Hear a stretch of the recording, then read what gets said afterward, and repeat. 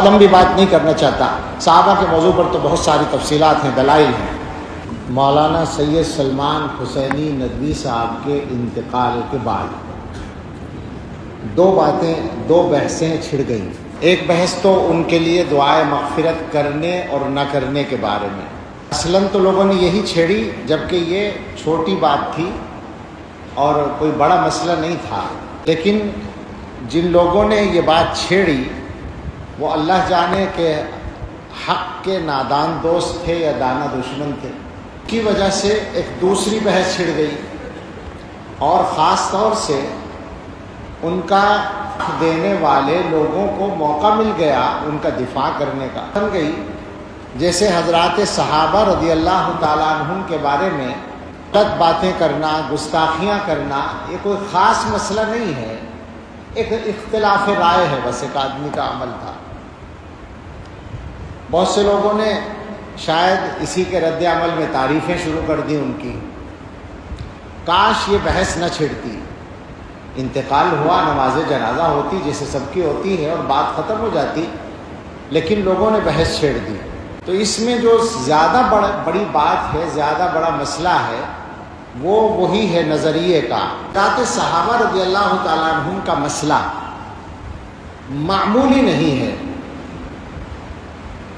اور اس کا تعلق ہدایت اور گمراہی سے ہے، لہٰذا جو حضرات اس معاملے میں مداہنت سے کام لے رہے ہیں، ان کی حیات میں بھی لیا لوگوں نے اور آج بھی لے رہے ہیں۔ بہت سے لوگوں نے یہ کیا کہ ان کی ان غلط باتوں کو، گستاخانہ باتوں کو علمی اختلاف سے تعبیر کیا۔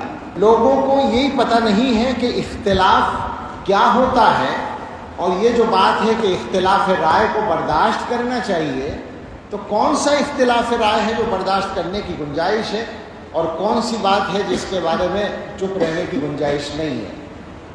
آج بھی کسی صاحب نے لکھا ہے، انداز ایسا ہے، بڑی مشکل ہے، انداز ایسا ہے جیسے مولانا کی بات کی تردید کرنے والے ان کی عزت سے، ان کی مقبولیت سے حسد کی بنیاد پر ایسا کرتے ہیں۔ لا حول ولا قوت الا باللہ، بات تو ہو ہی نہیں سکتی۔ عزت تو ان کی اس وقت تھی جب وہ صحابہ کے بارے میں گستاخی نہیں کرتے تھے، کیا اس وقت کوئی حسد کیا گیا ان کے ساتھ؟ جب انہوں نے یہ غلطی شروع کی تو غلطی کو غلطی کہا گیا، اس کا تعلق حسد سے نہیں ہے، اور یہ وہ اختلاف نہیں ہے کہ صاحب علمی اختلاف میں ایک دوسرے کی رائے کو برداشت کرنا چاہیے۔ یہ تو امت کے اندر گمراہی کا راستہ کھولنے والی بات ہے۔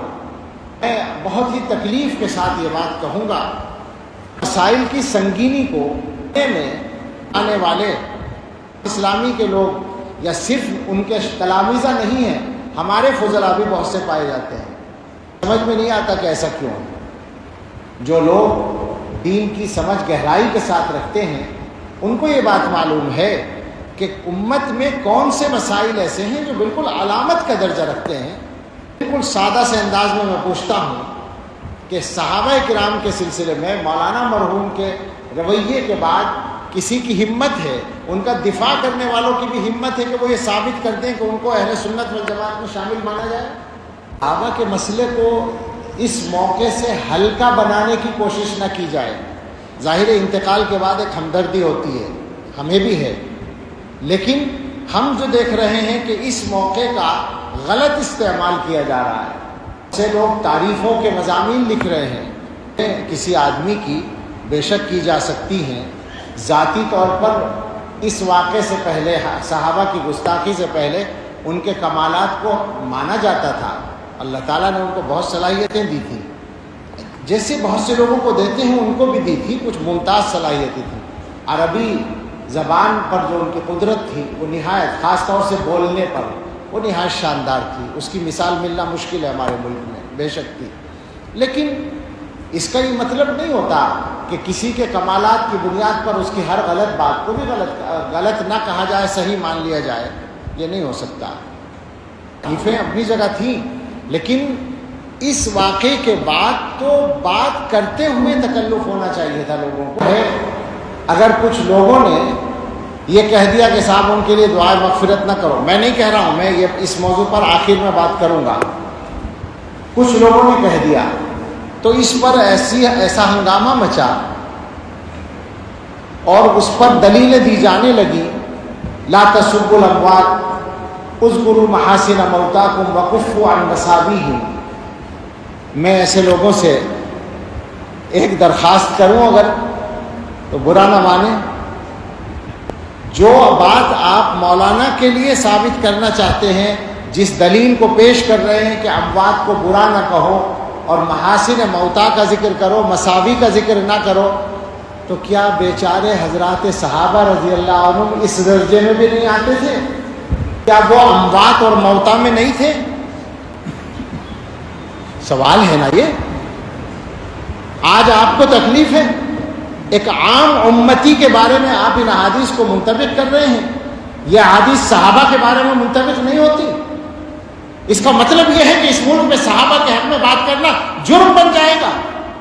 ایسے نہیں بول رہا ہوں، اللہ کے مقام کو محفوظ رکھنا اس امت کی ذمہ داری ہے، ورنہ یہ امت ختم ہے۔ یاد رکھیں اس بات کو۔ بڑے بڑے محدثین کہہ چکے ہیں کہ جو لوگ دین کی بنیاد کو اٹھانا چاہتے ہیں وہ دین کو براہ راست نشانہ بنانے کی ہمت نہیں رکھتے، تو صحابہ کو نشانہ بناتے ہیں، کیونکہ وہ انسان ہیں۔ انسانوں کو نشانہ بنانا آسان ہوتا ہے، اصل مقصد دین کی مخالفت ہے۔ اور جو لوگ صحابہ کو نشانہ بنانے میں ڈرتے ہیں وہ حضرت معاویہ کو نشانہ بناتے ہیں۔ معاویہ دروازہ ہے کے لیے، تو اذکروا محاسن موتاکم وکفوا عن مساویہم ہے، صحابہ کے لیے نہیں۔ حیرت ہوتی ہے کہ کیسے دوہرے معیار لوگوں نے چلا رکھے ہیں۔ یہ بھی سمجھ لو کہ جو حدیث میں حکم ہے کہ برائی کا ذکر نہ کرو، اس سے مراد ذاتی برائیاں ہیں، نظریے کی بات نہیں ہے۔ تو ذاتی برائی کسی کی ذکر نہیں کرنی چاہیے۔ وہ غیبت زندگی میں بھی کی جائے تو غیبت ہوگی، اور ہم پورے اعتماد سے کہتے ہیں کہ ہم نے مولانا کے بارے میں، ذاتی زندگی کے بارے میں، ذات کے بارے میں ایک لفظ کبھی خلاف احترام بھی نہیں کہا، پورا دعویٰ ہے ہمارا۔ اور بھی بعض لوگوں سے اختلاف ہے، شدید اختلاف ہے، ان کی بھی ذاتی زندگی کو گفتگو کا موضوع کبھی نہیں بناتے، بلکہ کوئی بات کرتا ہے تو میں کہتا ہوں کہ بھائی یہ بات نہ کرو، یہ غیبت ہے، بات نظریے پر کرو۔ تو یہ جو کہا گیا کہ برائی ذکر نہ کرو، اس سے مراد ہے اعمال کی برائی۔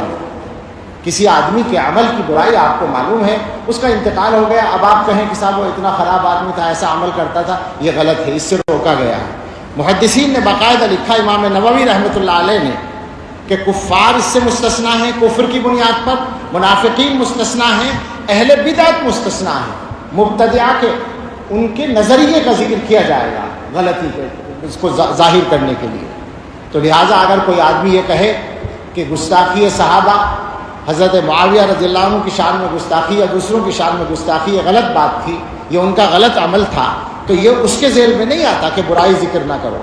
ہاں ان کی ذات پر، ان کی شخصیت کی ذاتی چیزوں پر کوئی انگلی اٹھائے تو غلط ہوگا، لیکن مسئلہ نظریے کا ہے۔ تو حضرات صحابہ کے بارے میں ان تمام حضرات سے گزارش ہے جو ڈھل مل ہیں اس معاملے میں، کمزور ہیں، اور میں دیکھ رہا ہوں بہت لوگ ہیں، اور یہ خطرناک بات ہے، یہ انہی کے لیے خطرناک ہے جو غلطی کر رہے ہیں، یہ اچھی طرح یاد رکھیں۔ وہ سب اس معاملے میں صحیح راستے پر آ جائیں، اور وہ صحیح راستہ میرا یا آپ کا طے کیا ہوا نہیں ہے، وہ صحیح راستہ فقط علماء دیوبند کا طے کیا ہوا نہیں ہے، وہ اس امت کے سارے بڑے علماء کا طے کیا ہوا راستہ ہے۔ اس میں کوئی اختلاف نہ ابن تیمیہ کا ہے، نہ ابن قیم کا ہے، وہ سب اس کے بڑے داعی ہیں صحابہ کے مقام کی حفاظت کے، اس میں کوئی اختلاف نہ ابو حنیفہ کا ہے، نہ مالک کا، نہ شافعی کا، نہ احمد کا، کسی کا کوئی اختلاف نہیں ہے، وہ متفقہ چیز ہے۔ اس متفقہ معاملے میں، اس متفقہ معیار میں لوگ باتیں بنانے کی گنجائش نکالنا چاہتے ہیں، اپنے آپ کو زیادہ بڑا سمجھتے ہیں، صحابہ کے بارے میں بات کرنے کی ہمت کرتے ہیں، اور موقع ڈھونڈتے ہیں، موقع تلاش کرتے ہیں۔ ایسے لوگوں کو توبہ کرنی چاہیے۔ میں بس اس بات پر آتا ہوں کہ ان کے لیے دعائے مغفرت کی جائے نہ کی جائے، تو بالکل صفائی سے بات ہے کہ ان کی تمام تر غلطیوں کے باوجود اور اہل سنت والجماعت کے نظریے سے انحراف کے باوجود اور گمراہانہ باتوں کے باوجود ان کی تکفیر نہیں کی گئی ہے. کسی دارالفتہ نے ان پر کفر کا فتویٰ نہیں لگایا، لہٰذا وہ کافر نہیں تھے. جب کافر نہیں تھے تو مسلمان تھے، اور جب مسلمان تھے تو مسلمان کے لیے دعائے مغفرت کی جا سکتی ہے. یہ بالکل اصولی بات ہے، اس میں ہمیں کوئی تعمل اور تکلف نہیں ہے. البتہ ایک بات ہمارے بعض بزرگوں نے کہی ہے کہ زندگی کے اخیر کے چند مہینوں میں وہ ان اختلافی مسائل پر بولنے میں احتیاط کر رہے تھے. اللہ کرے ایسا ہو کہ انہوں نے وفات سے پہلے ان چیزوں سے توبہ کر لی ہو. رجوع کا لفظ بولنا غلط ہے، توبہ کرنے کا مسئلہ ہے کہ توبہ کر لی ہو ان چیزوں سے. اللہ کرے ایسا ہو تو ظاہر ہے ان کے حق میں بہت خیر ہوگا، مگر اس کے ساتھ یہ ضروری ہوگا کہ ان کے جو اخلاف ہیں، بے تکلف ان سے اپیل ہے، گزارش ہے، نہ یہ ہماری انا کا مسئلہ ہے یا نہ یہ ان کی انا کا مسئلہ ہے. ان کے اخلاف سے درخواست ہے کہ مولانا کی جو تحریرات اور تقریرات، جو تحریریں اور تقریریں، جو تصنیفات اس موضوع پر ہیں اور جو ان کے خطابات ریکارڈ ہیں، ان چیزوں کو آگے چلانے سے احتیاط کریں، ان کو بالکل روک دیں. اس کا ایک فائدہ تو یہ ہوگا کہ مولانا نے اگر اپنے معاملات کو ٹھیک کر لیا تھا تو آخرت میں ان کو بہت فائدہ اس کا مل جائے گا، اور ان کے حق میں ایک غلطی کا گناہ جاری رہنے سے وہ بچ جائیں گے. دوسرا فائدہ یہ ہوگا کہ خود اخلاف ان کے اس غلطی سے بچ جائیں گے. یہ بالکل ہم دردمندانہ اپیل کرتے ہیں کہ اس معاملے کو اب یہاں ختم کریں، اور مولانا سے جو غلطی ہوئی ہے اللہ ان کو معاف کریں، ہم دعا کرتے ہیں. اور اس کی معافی کے لیے سب سے معاون ہوگی یہ بات کہ ان غلطیوں کو آگے جاری نہ رکھا جائے. اللہ تعالی ہم سب کو صراط مستقیم پر استقامت عطا فرمائے اور ہم سب کو حسن خاتمہ نصیب فرمائے. یہ مسئلہ سچی بات یہ ہے کہ لوگوں کے ایمان کا مسئلہ ہوتا ہے اور نظریے کا، بنیادی عقیدے کا مسئلہ ہوتا ہے، اس لیے مجبوراً اس پر گفتگو کی ہے.